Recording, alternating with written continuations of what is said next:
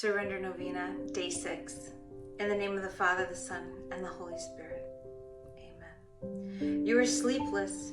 You want to judge everything, direct everything, and see to everything. And you surrender to human strength, or worse, to men themselves, trusting in their intervention.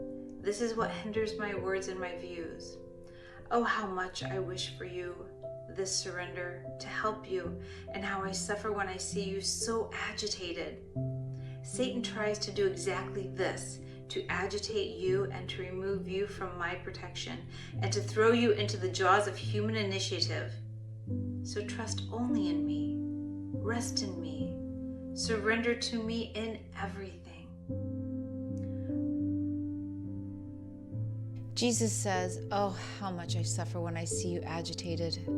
Satan tries to do exactly this, to agitate you and to remove you from my protection. Oh my gosh, I remember the first time I read that and realized that agitation does exactly that, removes me from the Lord's protection. Today, start to become aware of where you're feeling agitated, unsettled, or your peace is being stolen, and surrender that to the Lord. Oh Jesus, I surrender myself to you.